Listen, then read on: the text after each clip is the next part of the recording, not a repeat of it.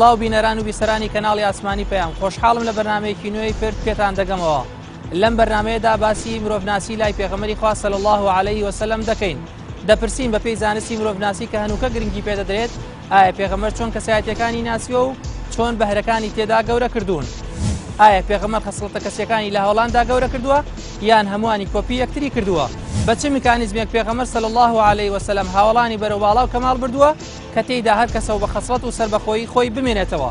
بۆ وەرگرتنی وەڵامی ئەم پرسیارانە دەچمە لای میوانەکانم.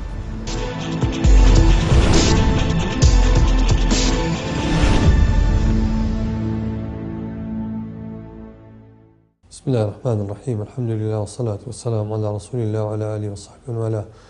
طبعا سرتا پیغمبری خوا صلی الله عليه وسلم اوی که گرنگە لە کۆی پرۆسی ژیانی پێغەمبەر ئەوەیە کە ئێمە بیزانین پێغەمبەری خوا صلی الله عليه وسلم لە ماوەی 23 ساڵە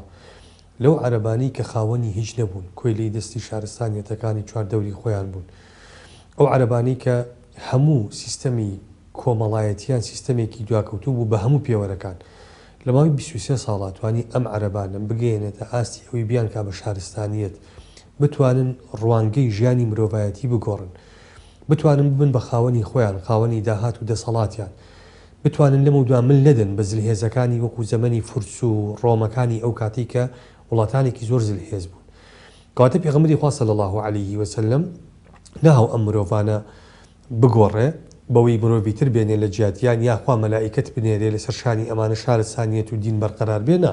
هەر ئەم مرۆڤانە بەڵام ناخی گۆڕین هەر ئەم مرۆڤانە بەڵام قەناعەت و تێڕوانینی بۆ ژیان گۆڕین هەر ئەم مرۆڤانە بەڵام هیوای بۆ دروستکردنەوە جارێکی تر هەر ئەم مرۆڤانە بەڵام معنای مرۆڤبوونی تیا دروستکردن لەبەرەوەی پێغەمبەری خوا صلی الله عليه وسلم لە ماوەی 23 ساڵە توانی بە پەروەردەیەکی پێغەمبەرانە ئەم مرۆڤانە هەر یەکە و تاقە و قابلیەتی بدۆزێتەوە و تەوزیفی کە بەو ئاراسەیی کە ئەتوانێ خزمەتی کۆمەڵگا و خزمەتی ئاین و خزمەتی مرۆڤایەتی بکات لە کۆتاییە بۆی ئەڵێن پێغەمبەری خوا صلی الله عليه وسلم ئەیتوانی تەشخیصی ئەو کەسانە بکە کە سوودیان لێ ئەبینێ بۆ دعوەکەی پێغەمبەر صلی الله عليه وسلم و فعلا پێغەمبەری خوا لەمایان سەرکەوتوو بووە بۆ نمونە ئەو کەسانی کە زۆر نزیکی بوون ئەوانە بوون دوای وفاتی خۆی شانیان نایە بەر هەڵگرتن و گەیاندنی پەیامەکەی پێغەمبەر صلی الله عليه وسلم لە نمونەی ئەبوو بەکر لە نمونەی عومەر لە نمونەی عوسمان لە نمونەی ئیمامی عەلی ڕەزا و ڕەحمەتی خوایان لێبێ لە نمونەی ئەو دەکەسەی کە پێغەمبەری خوا صلی الله عليه وسلم مژدەی پێدا بوون لە نمونەی سابقینی مهاجرین ئەو ئەنسارانی کە دوای بوون بە پشتیوانی دەوڵەت خۆ دوای وفاتی پێغەمبەر صلی الله عليه وسلم دین کەم نەبووەوە نا ئەمانە پێغەمبەرانە توانیان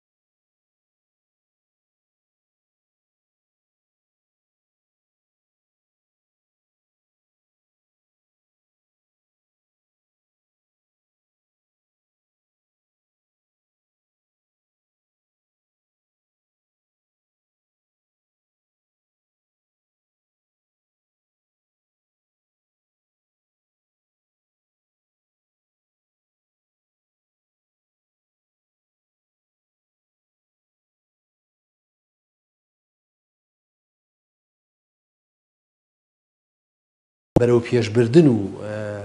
بڵاوکردنەوەی زیاتری ئەو پەیام و بانگەوازەوە کۆمەڵگاش سوود لە توانا و قدرەتی ئەم کەسانە وەرگێ. پێغەمبەر عەلەیهی سەڵات وەسەلام کۆمەڵگایەکی وای دروست کرد لە ڕاستیە کۆمەڵێک کەسی وای هەڵبژار کردی بە قائید و بە پێشەوای مسلمانان کە لە دوای خۆی لە ڕاستیە ئەبینین یەکێ لە هەرە گرفتە گەورەکانی ئەو کەسانی کە قیادە و پێشەوایەتی ئەکەن دوای خۆیان نابینن لە ڕاستیە ئەبینین کارێکی وا ناکەن کە تۆ لە داهاتووە کە تۆ نەمای ئەم پەیامەی تۆ تیانەچێ و بەردەوامی هەبێ لەسەر ئەو ڕێبازی کە تۆ داناوە. پێغەمبەر عەلەیهی سەڵات وسەلام لەم کارە زۆر سەرکەوتوو بوو لە ڕاستیە توانی کۆمەڵێک کەس هەڵبژێرێ کە دوای خۆی بەهۆی ئەو پەروەردەیی کە خۆی پەروەردەی کردبوون کارێکی وا بکەن ئەم پەیامە بگەێنن بە هەموو جیهان و بین بەو شێوە بڵاو بێتەوە تا ڕۆژگاری ئەمڕۆژ بەدەستی ئێمە گەیشت. بنای خۆی بەخشندە و مێهرەبان دیارە پێغەمبەری خوا صلی الله علیه وسلم قوتابخانەی ڕاستکردنەوەی ڕەفتار و سلوک بووە و بە وحیەوە کە لە الله جل جلاله پێگەیشتووە بەرنامەی دەستکاریکردنی ناوەڕۆکی فاکتەرەکانی گۆڕینی سلوک و ڕەفتاری مرۆیی پێبووە بەو شێوازەی کە سیستمێکی مەحکەم کە ئینسان بگۆڕێ لە ڕەفتاری سلبیەوە بۆ ڕەفتاری ئیجابی. سیرەی پێغەمبەری خوا عەلەیهی سەڵات وەسەلام باشترین قوتابخانەیە کە مرۆڤایەتی لێوەی فێر ببێ چۆن سلوکی مرۆڤ ڕاست ئەکرێتەوە و چۆن ئەمەی کە پێی ئەوترێ ڕێگای هیدایەت چۆن ڕێگای هیدایەت واتە دایرێکشن و ئیتیجاهاتی ژیان لە ئینسانە ئەکرێ لە ئینسانە بگۆڕێ و دەرەنجام سلوکیشی بەو ئیتیجاهە ڕاست بێتەوە. قوتابخانەی پێغەمبەر صلی الله علیه و سلم فێرمان ئەکا کە ئەبێ پێش هەموو شتێک پێش ئەوەی کە هەر سلوکێک ڕاستکەینەوە ئەبێ چەند قۆناغێک ئامادەکاری بۆ بکرێ. یەکەمیان بریتیە لەوەی کە کارکردن لەسەر عاتیفە و سۆز لەو ئینسانەی کە پێویستە سلوکی ڕاست بکرێتەوە یان حەز بۆ ئەو ئینسانەی کە ئەیەوێ ڕەفتاری لە قۆناغێکەوە بەرەو قۆناغیشتر ڕاست بکاتەوە. ئەم حەز و ئەم عاتیفە و ئەم سۆزە کە تەبعاً جێیە لە مەسەلەی عەقڵ و عەقڵکاری پەیوەندی بۆ هەیە کە چەند مرۆڤ ناخی ڕەبتە بێت بەو ڕاستکردنەوەی کە پێویستە. هەنگاوی دووهەم اینجا چۆن قەناعاتی عەقڵی معلومات و زانیاری لەسەر ئەو ڕاستکردنەوەیە لەسەر ئەو هەنگاوە دروستە لە ڕەفتارێکی سلبیەوە بۆ ڕەفتارێکی ئیجابی دابین ئەکرێ. واتە چۆن قەناعاتی عەقڵی بۆ ئینسانە دروست دەکرێ چۆن بەشە عەقیدەیەکەی یعنی پێغەمبەری خوا صلی الله علیه و سلم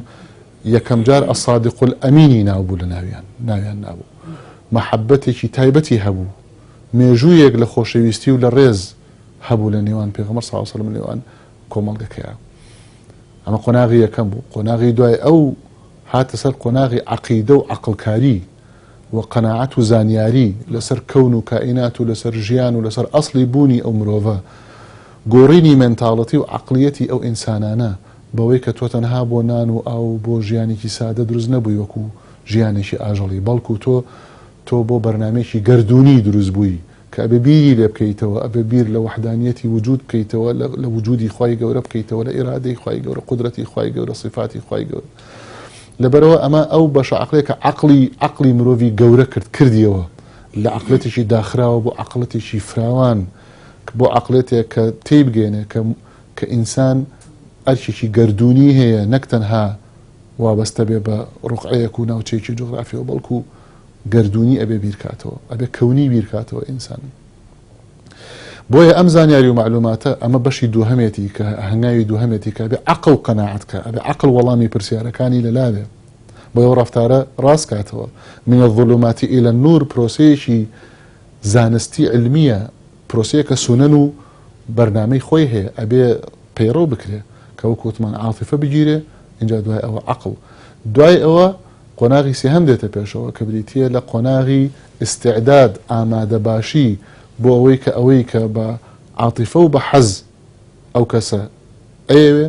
و بە عەقڵ قەناعەتی پێکردووە وەڵامی پرسیارەکانی لەلایە اینجا لە قۆناغی سێیە ئێرادەی بڕیاردانی بۆ دروست بێ ئێرادەکە. لە قۆناغی چوارە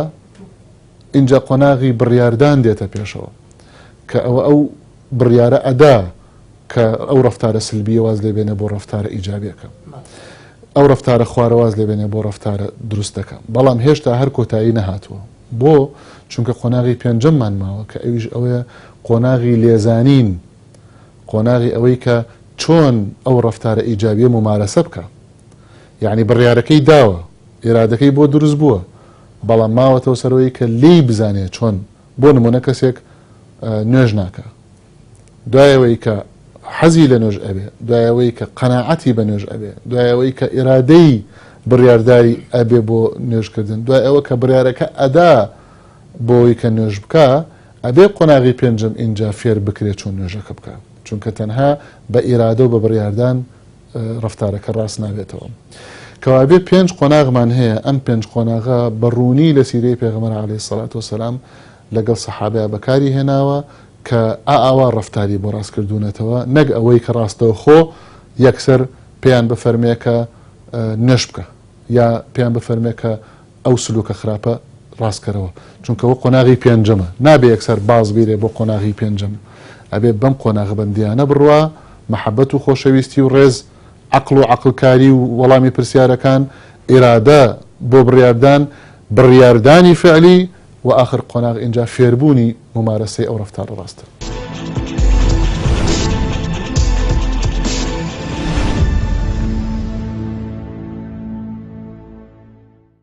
بەتاکید پێغەمبەری خوا صلی الله عليه وسلم هەر سەحابەیەی بۆ کارێک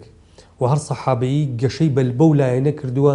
کە ئەم سەحابەیە تایە بووە ئەم قودراتە ذاتی تیا بوو بەڵام پێغەمبەری خوا صلی الله عليه وسلم تەرکیزی لەسەر کردوێتەوە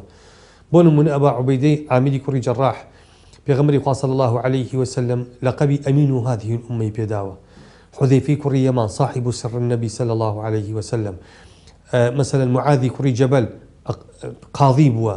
مثلا زەیدی کوڕی ثابت ئەفرەضکم یەکێک بۆ لەوانی کە لە علمی فەڕائیدا زۆر شارەزا بووە لەبەرەوە پێغەمبەری خوا صلی الله عليه وسلم بەعکسەوە نەهاتۆ ئەگینا بە کۆپیکردنەوەی مرۆڤەکان دەوڵەت دروست نابێ بە کۆی لەکردنی مرۆڤەکان دەوڵەت دروست نابێ خەڵک کە باسی کۆمەڵگەی پێغەمبەرەکە صلی الله عليه وسلم ئەڵێن کە ئەچوویتە لە مەجلیسی پێغەمبەرەدا ئەنشتی لە پێغەمبەرستانێک گەچوو هەر یەکە وەکو پێغەمبەرێک مامەڵی ئەکرد هەر وەکو پێغەمبەرێک بەرپرسیارەتی و شانی دابووە بەر هەڵگرتنی مەسئولیەت بەڵام هەر یەکە و لە بواری تەخەسوس و ئیبداعی خۆیە بۆ نمونە خالیدی کوڕی وەلید سەرکردەیەکی بەجەرگ بەتوانە لە ڕووی سەربازیەوە ئەمە کە موسڵمانە بێ پێغەمبەری خوا صلی الله عليه وسلم شمشێرەکەی ئەداتەوە ئەفەرمێت تا ئێسام شمشێرە و دژ بە دینی خوا بەکارهێناوە ئێستا بۆ خواری بەکاری بێنە سەلاحیەتی عەسکەریەکانی لە سەردەمی خۆیان پێی ئەداتەوە نایە بیهێنێ دانیشێنێ بیکا بە فەقیه بیکا بە عالم چونکە ئازانێ خالیدی کوڕی وەلید سەرکردەیەکی سەربازیە ئەبێ ئەم توانە سەربازیەتیایە بەردەوام بێ و گەشە بکا لە موسڵمان بوونیشە خەڵکانێک هەبوون وەجاهەتیان هەبووە قسە ڕۆیشتوو بوون مەسەلا عەمری کوڕی عاس پێغەمبەری خوا صلی الله عليه وسلم کە موسڵمان بووە ئەو وەجاهەتی هەرداوەتێ خەڵکانێکی تر هەبوون قابلیەتێکیان تیا بووە پێغەمبەری خوا صلی الله عليه وسلم تەنمی ئەو قودرات و قابلیەتەی کردو ئەم قابلیەتانەی هاوڵانی پێغەمبەر صلی الله عليه وسلم باشە خۆ بێژبوونی پێغەمبەر ئەم هاوڵانە هەبوون ئەم قابلیەتانە هەبوون کێ توانی تەوزیفی کا بۆ سەرخستن کێ توانی تەوزیفی کا بۆ ئەوەی کە مرۆڤایەتی دروستکەنەوە جارێکی تر کێ توانی تەوزیف پێغەمبەر صلی الله عليه وسلم لەبەرەوە خوا هەر پێغەمبەرێکی کە ناردووە یعنی حتا کە خوای پەروەردگار باسی سینەی بەڕۆ ئیسرائیلەکە کە فەرمێ ئەلەم تەڕە إلى الملأ من بنو إسرائيل من بعد موسى إذ قالوا لنبي لهم ابعث لنا ملكا نقاتل في سبيل الله ئەمە لیکەی کە دێ نایە مرۆڤ ئیستیرادکە هەر ئەو مرۆڤانە خۆیانن بەڵام پێویستیان بە مرشیدێکە کە گەورەیان کە پێویستیان بە مرشیدێکە کە معنەویاتیان بداتێ پێویستیان بە مرشیدێکە توانا و هیوایان لە ناخازین و کاتەوە پێغەمبەران بەس ئەمەیان کردو لە کۆمەڵگاکانە کەواتە پێغەمبەری خوا صلی الله عليه وسلم کە هاتووە ئەو تاقە و قابلیەتانی مرۆڤی سەردەمەکانی خۆی گەشە پێداوە تەشخیصی قابلیەتەکەی کردووە گەشەی بۆ قابلیەتە لەو بوارەیە داوە دواتر ئەمانە بوون بەو کەسانی هەر یەکە و لە ئاستی دنیا توانویانە سەرکردەیەکی سەرکەوتوو بن طبعا ئەو خەسڵەتانەی کە پێغەمبەر صلی الله علیه و سەلەم لەسەر مرۆڤەکان هەوڵی داوە بۆ دەناسرێتەوە ئەگەر ئێستا دیراسە دەکەیت وەکو دکتۆرێک دیراسی دەکەین دیراسی سیرە دەکەیت پێغەمبەر صلی الله علیه و سەلەم لە یەک ڕۆوە گرنگی بە مرۆڤەکان نەداوە دەیان و سەدان ڕوو هەبووە گرنگی بە مرۆڤەکان داوە کە ئەمەش بەڕاستی کە سەرکەوتنی ئەم مرۆڤە دەرەخات ئەم مرۆڤ نەهاتوە تەنها لە یەک ڕووەوە تەنها لە یەک بوارە کەسەکانی لە بەردەستی خۆی پەروەردە بکات. ئەگەر لەلایەکەوە وەکو پەیامێکی پێبووە پەیامێکی ئاسمانی پێبووە ئەوە لێوا و لێو بووە لەوەی کە لە بواری ڕوحیە ئەم مرۆڤانە پەروەردە بکات. ڕوحی کە چۆن مرۆڤەکان پەیوەندیان لەگەڵ خوا بێت. تەنانەت ڕوحی ئیشی لەسەر ئەوە کردووە چۆن بتوانێت دایک و باوک لەگەڵ منداڵە، چۆن بتوانێت سەرکردەر لەگەڵ ئەو خەڵکانی کە لە بەردەسایەتی، ڕوحیەن چۆن بتوانێت مەسەلەن سۆز و عاتیفە و خۆشەویستیەک دروست کار لە بینی فەقیر و هەژارە، لە بینی کاربەدەست و ئەو کەسانی کە لە بەردەسایەتی. لەبەرەوە لەم بوارەیە ئیشی کردووە و زۆر بە باشی و بە چاکی و هەتا ئێستاکی ڕنگدانەوەی هەیە. لەلایەکی ترەوە ئەگەر دیقەت دەدەی کە ئیش لەسەر تاکەکان کراوە لە بواری مەسەلەن کەسایەتیە. پێغەمبەر صلی الله علیه و سلم ئیشی لەسەر ئەوە کردووە کەسانەکان دروست بکات، مرۆڤەکان دروست بکات، مرۆڤەکان دروست بکات لە هەموو بوارەکانە. تۆ دیقەت بدە ئەگە سیرە دەخوێنیتەوە و ژیان دەخوێنیتەوە و وەکوڵە مێژوو دەخوێنیتەوە هەتا سەردەمانی ئەو زۆر دەگمەن شتێک هەبوو بێت باسی مافی ئافرەت کرابێت، زۆر دەگمەن باسی ئەوە کراوە مافی کەم ئەندام کرابێت. بەڵام لەم مێژووی ئەمەوە هەستەکەی کە شتێک هەیە باسی مرۆڤ دەکرێت، باسی ئەوە دەکرێت ئەگەر یەکێک کوێر بێت یان شەل بێت یان مثلەن ئەندامێکی نەبێت چی لێ بکرێ و چۆن بکرێ و چۆن باز بکرێ و چۆن حسابی بۆ بکرێ. لەبەرەوە ئەگەر دیقەت بدەیت لە بواری لە جەست وەکۆڵێ کەسایەتیە پێغەمبەر صلی الله علیه و سلم ئیشی لەسەر کردو مرۆڤەکانی دروست کردووە. لە بوارێکی ترە کە لە بواری خێزانیە، یعنی بینەرانی ئازیز ئەگەر دیراسەی سیرە و دیراسەی ژیانی پێغەمبەر صلی الله علیه و سلم بکەیت، ئەم مرۆڤە یعنی زۆر سەیرە. ئەگەر یعنی ئێستاکی ئەمە دوای 14 سەدە و نیو عەجیبمان لێ دێت، چۆن توانیوتی لەلایەکە ئەهتیمام بە شەڕ بدات، لەلایەکە ئەهتیمام بم هەموو دوژمنە بدات کە لەو کاتەیە لەگەڵیا بووە. بەڵام لەلایەکشەوە حسابی بۆ ئەوە کردووە مەسەن ورد و دریشتی ژن و پیاوی بۆ باس کردوون. یعنی ئەمە لە هەموو کەسێ شاراوە نییە. ئێمە یەک دوای 14 سەدە و نیو هەندێشت دەخوێنین و تۆ ئەگەر بە ڕێزان و بینەران ڕەنگە کتێبی ژن و مێردی بەختەوەریان خوێندی بێت تۆ عەجیبت لێ دێ. پێغەمبەرێک نێرااوێک هەبێت 14 سەدە و نیو باسی بوارە سێکسەکانی کرد بێت، باسی عیلاقاتی ژن و پیاوی کرد بێت، باسی تەنانەت خۆشوەردنی کرد بێت، باسی مثل ینی هەندێشت باسی تەعاملی دایک و باوک لەگەڵ منداڵە، لەگەڵ خزم و کەسەکان نزیکەکانە، لە هەموو بوارەکانە لە بواری عایلەویە. اینجا هەستەکەی کە چۆن ئەم مرۆڤانەی کە لە بەردەستیا بۆ بە قۆت و بەهێزی کردو ئەم پەیامە بەهێزی هەتا ئێستا هاتووە. لە بوارێکی ترە لە بواری ئیجتیماعیە، لە بواری کۆمەڵایەتیە. تا لایەزال ئێستشی لەگەڵا بێت دوای 14 سەدە و نیو لەم شارە و لەم وڵاتەی خۆمانە کە من یەک ئامۆژگاری تۆکەم یان تۆ یەک ئامۆژگاری منەکەی ئەڵێ کاکە با سەردانی دایک و باوکە بێ و خزم و کەس و کارە بێت. نمونە بە قەولەکانی 14 سەدە و نیوی ئەم دەهێنینەوە، نمونە بەو پەیامی ئەو دێنینەوە کە 14 سەدە و نیو باس کراوە. لەبەرەوە ئەوە ئەم پەیامبەرە بوو کە هەوڵی داوە زۆرێک لە کەسەکان لە تاکەکانی کۆمەلگا لە ڕووی کۆمەڵایەتی و بەهێز و بە قۆتیان بکات. خاڵێکی تر لە ڕووی مادیەوە، یعنی لە ڕووی مادیەوە، یعنی تۆ دیقەت بدە پێغەمبەر صلی الله علیه و سلم پێش ئەوەی کە بە تەواوەتی ئەلان بکرێت کە پێغەمبەر بوو ئیشی لەسەر کاسبی کردووە، ئیشی لەسەر تیجارەت کردووە و ئیشی لەسەر ئەوە کردو ئەو تاکانەشی وەکوڵێت داعوەی ئەو جۆرە کەسانە بکات کە هەوڵ بدات تیجارەتیان بەدەستەوە بۆی لە ڕێی ئەوە بتوانێت ئەم پەیامەی کە پێیەتی زیاتر بتوانێت بڵاوی بکاتەوە. تەنانەت مەسەلەن زۆر جار حساب ئەوە کراوە لەو زمانی خۆیان ئەوە نەبووە مەسەلەن باسی ئەوە بکرێت کە تیجارەت و شت ئەبێ بە گوێرەی پێویست بێ و شتێکی کەم بێت و تەواو نە.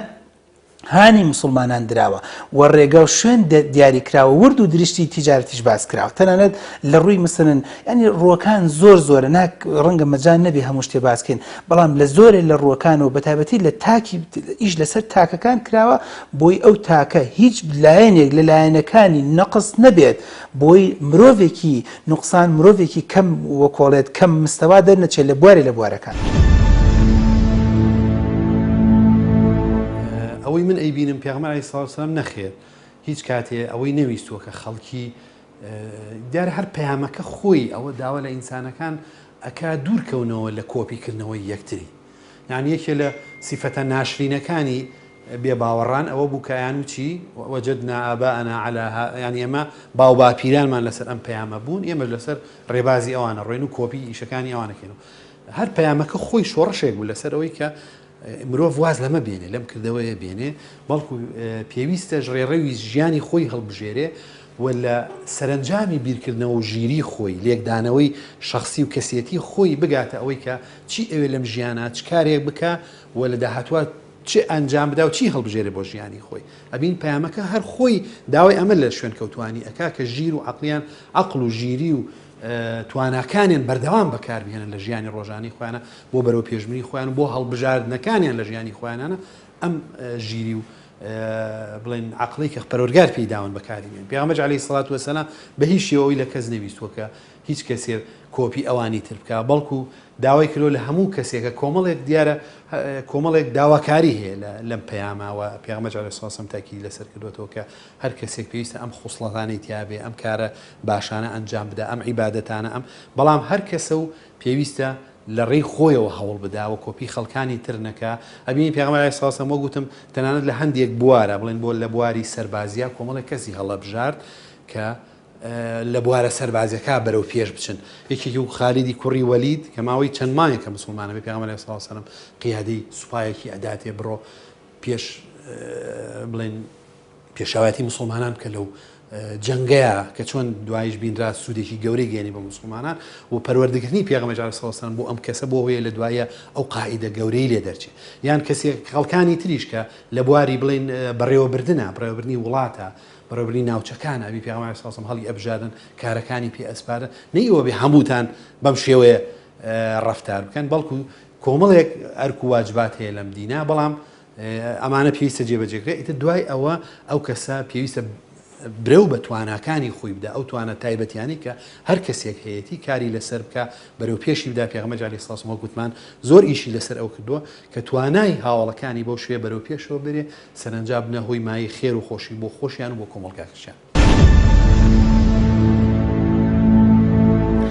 پێغەمبەری خوا عەلەیهی سەڵات وەسەلام بە هیچ شێوەیەک وەکو کۆپی مامەڵەی لەگەڵ مرۆڤەکانە نەکردووە بەڵکو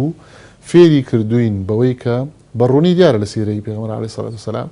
کە سەحابە هەبوو وەکو عومەری کوڕی خەتاب ڕەحمەت و ڕەزای خوای لێبێ توند بووە بە تەبعی بە خەسڵەتی زبر بووە بە تەبعی بە خەسڵەتی بۆ لەبەرەوەی کە مێژوویەکی لە زبری هەبووە بۆیە کەسایەتی و نەمەتی شخصیەتی لە نەمەتە توندە زبرەکە بووە کە دیارە ئەنماتی شخصیە هەیە لە مرۆڤ جۆرەکانی کەسایەتی هەیە کە پێک دێ لەو مێژوو لەو ژینگەی کە ئەو کەسەیتیا دروست ئەبێت چونکە یولەدو المەولود عەلە الفیطرە لە ئەسڵا ئێمە هەمومان وەکو یەک واین کاتێک کە لە دایکە بین فیطرەتمان یەک فیطرەتە کە فیطرەتی خواناسیە کە فیطرەتی پاکیە کە فیطرەتی سەلامەتیە بەڵام دواتر ژینگەمان دواتر ڕووداوەکانمان دواتر بۆ ماوە فەسلەجیەکانمان کاریان ئەبێ لەسەرەوەی کە جۆری کەسایەتیمان لە کام جۆر ئەبێ عومەری کوڕی خەتاب زبر بووە بەڵام ئەبوو بەکری سەدیق ڕەحمەت ڕۆزای خوا لە هەردووکیان بێ نەرم بووە ئەم دوو جۆرە سەحابیە پێغەمبەری خوا صلی الله علیه و سلم بەجیا بە شێوازی جیاواز مامەڵەی لەگەڵا کردوون بۆ ئەوەی کە پێیان بگەێنێ چونکە قائد ئەو قائیدەیە کە بتوانێ قیادی تر دروست بکە و یەکێک لە پێوەرەکانی قائیدی سەرکەوتوو ئەوەیە کە توانیوێتی بەدیل بۆ خۆی دروستکایان نا کە عادەتەن بەداخەوە لە وڵاتە دواکەوتۆکانە عادەتەن قائید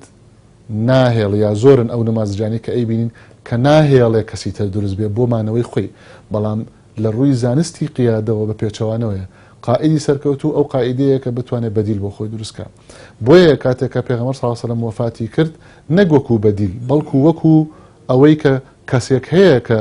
بتوانێت ڕۆڵی خەلیفە ببینێ کە ئەوە بوو ئەبوو بەکری سەدیقیاندانە ڕەحمەت و ڕەزای خوای لێبێ کەوابێ تەهیلی قیادی پێگەیاندنی سلوکی ڕاستکردنەوەی ڕەفتاری لە نێوان نموزەجی عومەری و نموزەجی ئەبوو بەکری و نەمازجەکانی تری سلوک و ڕەفتاری سەحابەکان مەدرسەیەک بۆ لەلایەن پێغەمبەر عەلەیهی سەڵات وەسەلام بەیەکێکیانی فەرمووە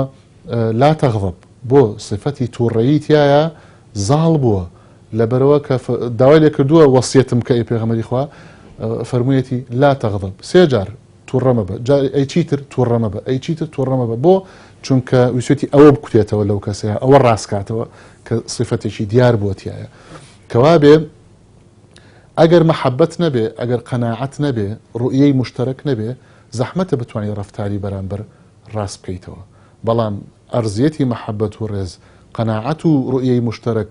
یەک بەرنامەیی و یەک بۆچوونی بۆ ئایندەبینی زۆر دەور ئەبینێ لەوەی کە ڕەفتاری مرۆڤەکانی ڕاست بکرێنەوە.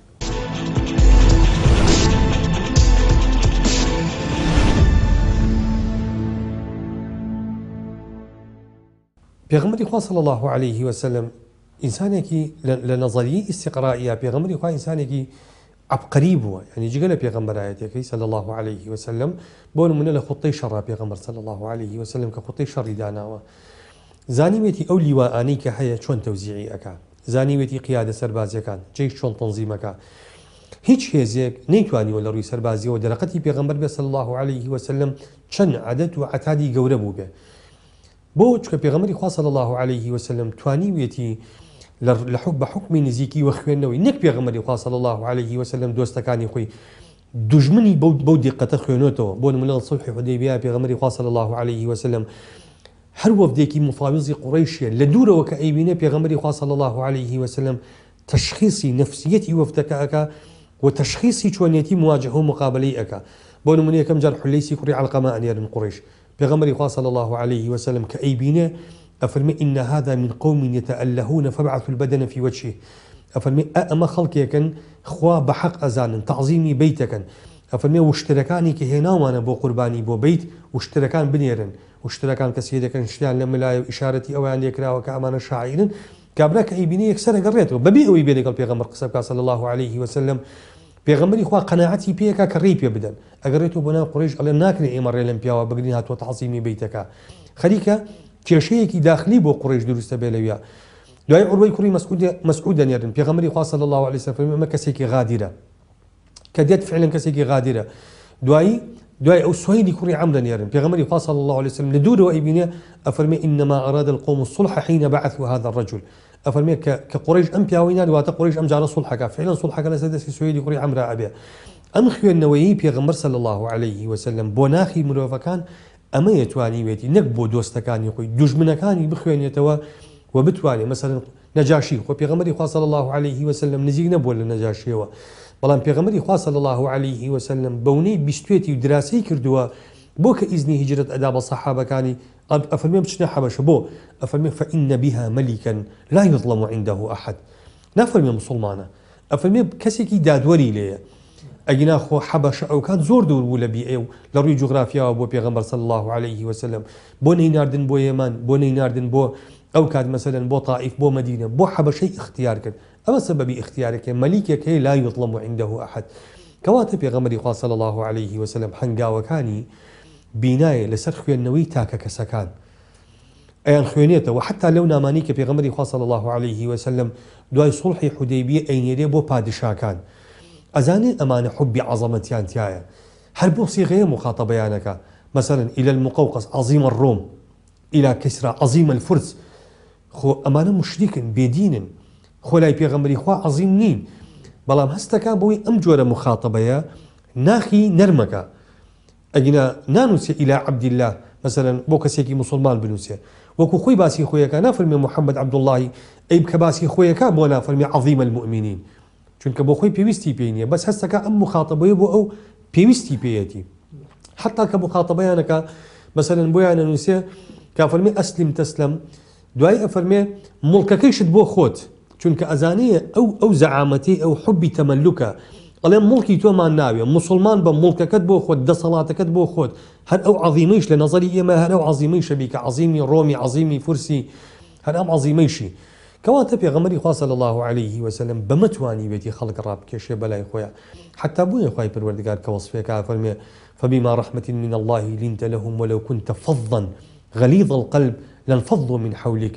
يعني پێغەمبەری خوا صلی الله عليه وسلم لەگەڵ مناڵە توانیوێتی مناڵی ئەم مناڵە ڕابگرێ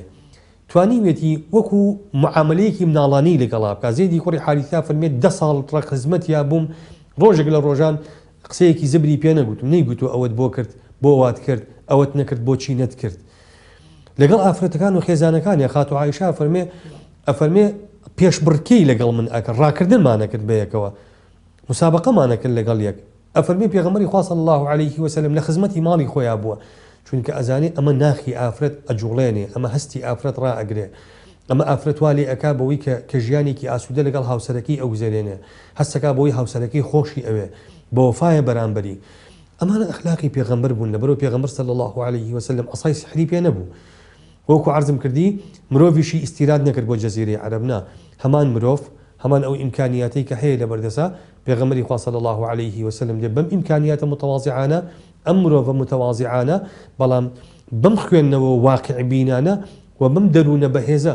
عەزەمەتی شخصیەتی پێغەمبەر صلی الله عليه وسلم لە چیایە وەکو سەرکردە لە قەناعەت بوون بە ئامانجەکانی خۆی لەو کاتێک کە مستەضعەفە لە مەککەیە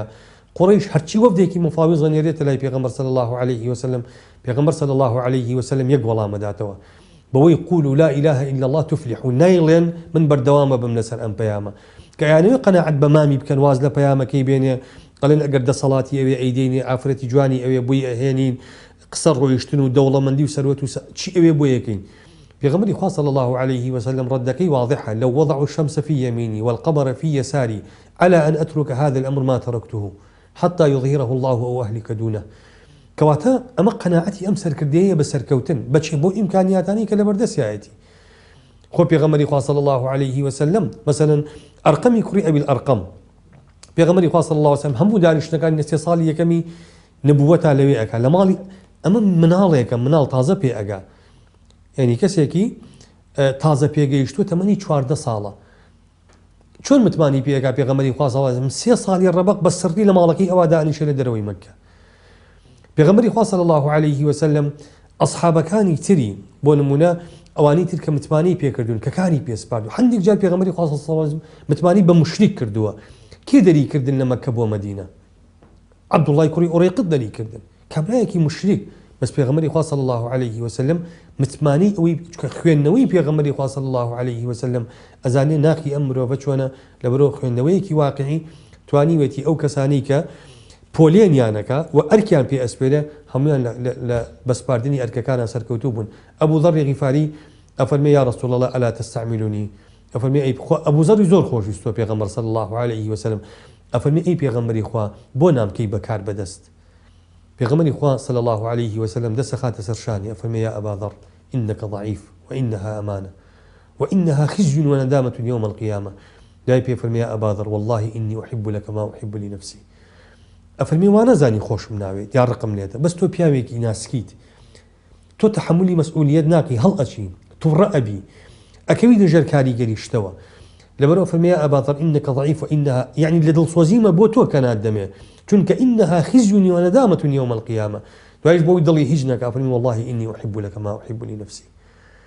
کەواتە بەمە پێغەمبەری خوا صلی الله عليه وسلم ئەوەی فەرمانی پێ ئەدا ئەوەی ئەیکرد بەکار بەدەست لەو پەڕی قەناعەتەوە ئەیکرد بەکار بەدەست ئەوەی شکەنی ئەکرد بەکار بەدەست قەناعەتی پێ ئەکرد بۆ ناکردی بەکار بەدەست هەر بۆیەش لە حەدیثەکەی خۆی ئەفەرمێ هەر کەسێ بکات بە بەرپرسی مسلمانان لەو باشتر شک بەرێ بەڵام داینەنێ ئەفەرمێ ئەو خیانەتی لە خۆ پێغەمبەری خوا کردووە لە مسلمانانیش کردووە طبعا ئەگەر وەکو گەشەپێدانی مرۆیی لەو بوارەوە لەو بوارە دەرونیەکەوە کە قسە دەکەم پێغەمبەر صلی الله علیه و سلم چەند میکانیزمێکی بەکاری هێناوە یارێت وەکو عارەبوتنی خۆزگە بە خۆزگای سەرکردەکانی ئێستا لە ئاستی لە هەموو ئاستەکانە ئەم بوارانە و ئەم شێواز و ئەم ئوستوبانیان بەکار بهێنای لەسەر لەگەڵ کەسەکانە خاڵی یەکەم ئەگەر دەیخوێنیتەوە سیرە دەخوێنیتەوە خاڵێکە زۆر بەهێزە کە من ئومێد دەکەم دایک و باوک ئەم سیفەتە لە خۆیانە بەرجەستە بکەن سەرکردەکان لە خۆیانە بەرجەستە بکەن ئەویش ئەوەیە سیفەتی نەترسانی لەم قەومەیە دروست کرد نەترسان لە کەسی لە دوژمن نەترسان لە هەژاری نەترسان لە فەقیری و نەداری و بێئیشی نەترسان لەوەی کە قسەی حەق بڵێت نەترسان لەوەی ئەمە یانیکێ لە سیفەتەکان کە من زۆر معجبم و خوێندنەوە دەکەم بۆ سیرە هەست دەکەم ئەمە یەکێک بوو لەو سیفەتانی کە زۆرێ لە سەحابەکان وای لێ کردووە زۆرێ لە سەحابەکان باشتر و چاکتر و مەزبوطتر بێت وەکو ئەڵێت کەسی سەرکەوتوی تیا دروست بێت ئەمەیەکێ لە سیفەتەکان کە سیفەتی نەترسان سیفاتێکی تر یان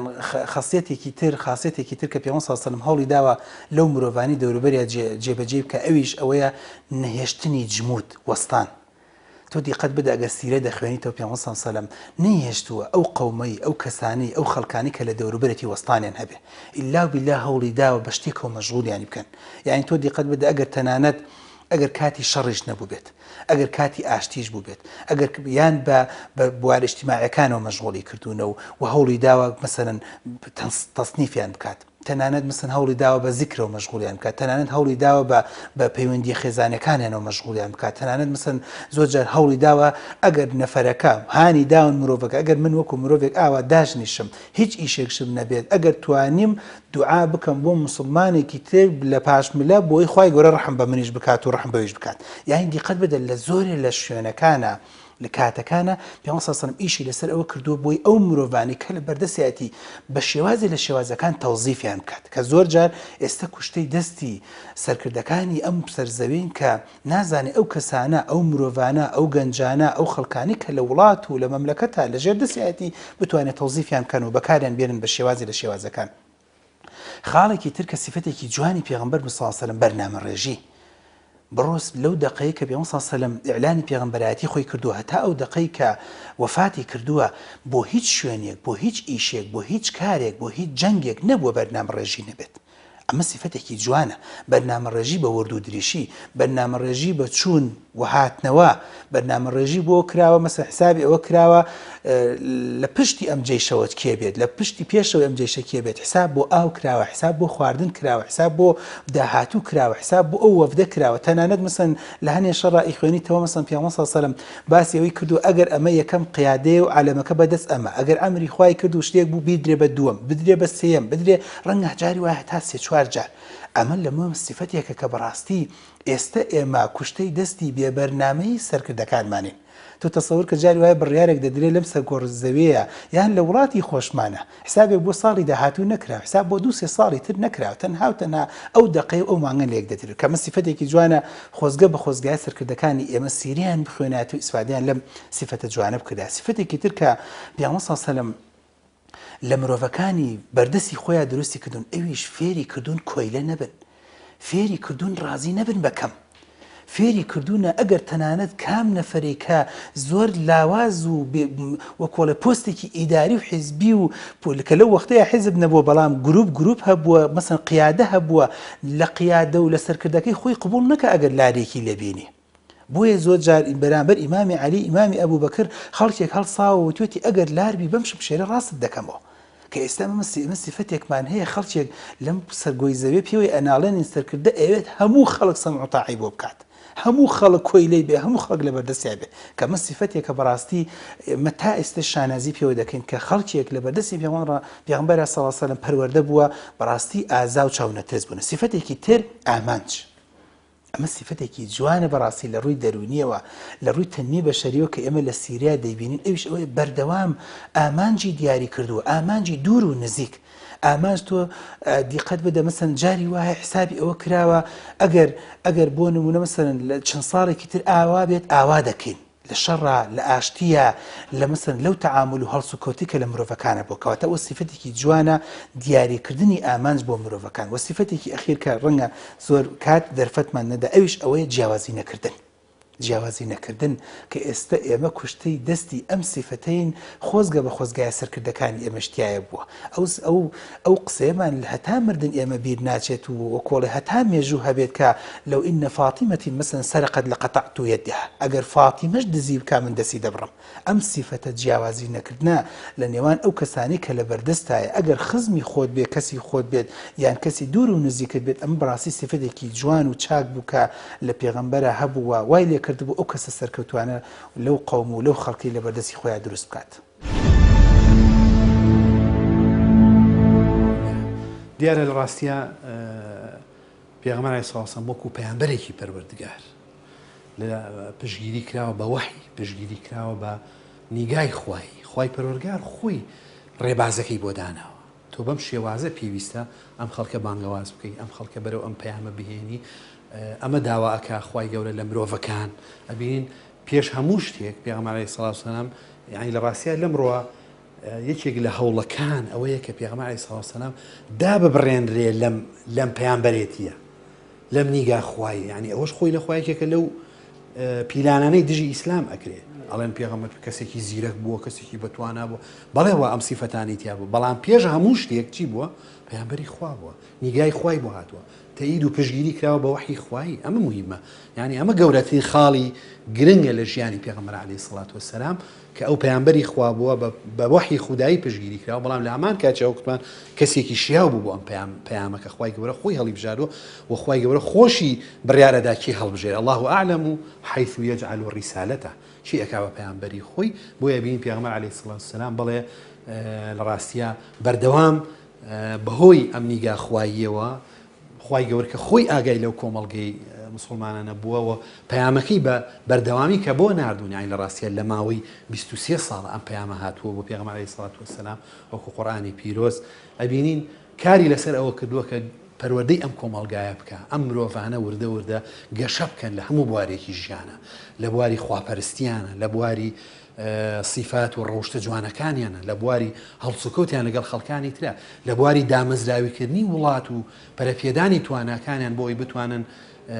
لە ڕاستیە کۆمەڵگایەکی سەرکەوتوو بنیان بدێن کە وەگوتم گەورەترین صفەتی ئەوە بێت کە بەردەوامی تیابێ لە دوای پێغەمبەر عەلەیهی سڵات وەسەلام بین ئەم بەردەوامیە هەر درێژەی هەبوو تا ڕۆژگاری ئەم ڕۆژ بەهۆی ئەو کەسە بەتوانایانەوە کە پێغەمبەر عەلەیهی سڵات وەسەلام کاری لەسەرکردن و هەڵی بژاردن و پەروەردەی کردن بەو شێوەی کە بتوانن ئەم پەیامە بگێنە نعین لە ڕاستیە پێغەمبەر عەلەیهی سڵات گەورەترین مڕەبی و پەروەرشیار بووە کە توانوێتی ئەو کۆمەڵە کەسە ناوازەیە پەروەردە بکا کە لە دواییە بتوان ئەم پەیامە بگێنن بە خەڵکانی تر و تا ڕۆژگاری ئەم ڕۆژ ئەم پەیامە بەردەوامی هەبووە یعنی ڕاستیە هەوڵ و کۆش و توانای ئەو کۆمەڵە کەسە دڵسۆز و سەرکەوتووە بە کە پێغەمبەر عەلەیهی سڵات وەسەلام هەڵی بژاردن بەڵام بە ئەوەشمان بیر نەچێت پێش هەموو شتێک ئەمە پەیامی خوایە ئەمە وحی خوداییە ئەمە پشگیری خوای لە پشتەوەی ئەمە ئەو بەرنامەیە کە خوای گەورە خۆی ویستوێتی بۆ مرۆڤەکان ناردوێتی و داوایان لێکە کە شوێن کەوتی بن تا ڕۆژی دوایی کە بەختەوەری دنیا و پاشە ڕۆژیان دەسەکە پێغەمبەری خوا عەلەیهی سڵات وەسەلام لە مەهارەتێکە زۆر بەهێز بووە کە خوای گەورە هیدایەتی داوە بۆی کە ئەویش پێوترێ ئیدارەت الئەفراد شتێک هەیە پێوترێ ئیدارەکردنی تاکەکان یەکێکە لە مەهاراتە قیادیەکان کە چۆن مرۆڤ بتوانێ لەگەڵ تاک بە تاکی تیمەکەیە وپڵی پەیوەندی شخصی و مەحەبەتی شخصی و ڕێزی شخصی و قەناعات و ڕوئیەی مشتەرەکی شخصی لەگەڵیا دروستکە ئەمە پێوترێ ئیدارەی ئەفراد ئەم ئیدارەی ئەفرادە دواتر قووەتی تیمەکە دروست ئەکا بۆ لەبەرەوەی کە قائد ڕەبتی بە قووەتی هەیە لەگەڵ تاکەکانە دەرەنجام ئەو کۆی ئەو تاکانە ڕەبتی بە قووتیان لەگەڵ قائیدەکەی بۆ دروست ئەبێ و قائیدەکەش لەگەڵ تیمەکەیە بۆ دروست ئەبێ ئەم ئیدارەی ئەفرادە پەیوەندی بۆیە کە چەند قائد وردە لە خوێندنەوەی کەسایەتی جەمعەکەیە چەند قائد وردە لە خوێندنەوەی نەفسیەتی ئەندامانی تیمەکەی چەند قائد وردە لە خوێندنەوەی عەقڵیەت و شێوازی بیرکردنەوەی لە خوێندنەوەی ڕابردووی ئەو تاکانە لە خوێندنەوەی پێکهاتەی ئەو کەسە ئەم وردەکاریە لە مەهاراتی قیادی ئەو قائیدەیە وای لێکا کە زوو لە بەرامبەرەکەی تێبگە و دەرەنجام بزانێت چۆن مامەڵەی لەگەڵا بکە و دەرەنجام بزانێت چۆن تەئسیری تێبکە و کوێی بۆ ڕاستکاتەوە و کوێی گەشە پێ بدە کە ئەوە بۆعدە تەربەوێکەیە کە لە ئەسڵا لە ڕەبایەر بووە هاتووە کە چۆن ڕێگا خۆش بکرێ بۆی کە مرۆڤێک دەستی بگیرێ بۆی کە نەجاح و سەکسێس تحقیقکە لە ژیانیە لەبەرەوە بەڵێ پێغەمبەری خوا عەلەیهی سڵات وەسەلام ورد بووە لە تەعامل لەگەڵ ئەسحابە کە ئەوەش طبعاً ئەرکێکی قورسە بەڵام بەرهەمێکی گەورەی هەیە کاتێک کە یعنی عێلاقەی شخصی لەگەڵ سەحابیە دروست کردووە پێغەمبەری خوا عەلەیهی سڵات وەسەلام بۆەوەی کە بتوانێت باش قیادیان بکە ئەوەش مەدرسێکی گەورەیە کە زۆر گرنگە ئێمە سوودی لێوەربگرین کە قیادە تەنها ئەوە نییە قائد تەنها ئەوە نییە ژمارەیەکی زۆری بە دەورا کۆ ببێتەوە قائد ئەو کەسەیە کە بتوانێ فعلا جڵەوی دڵ و عەقڵی تاکەکانی گرتە بێ بۆی کە ئاراستەیان بکات دواتر یا هاوکاریان بێ و ئەوانیش هاوکاری بن بۆی قیادەکە ببێتە قیادێکی جەماعی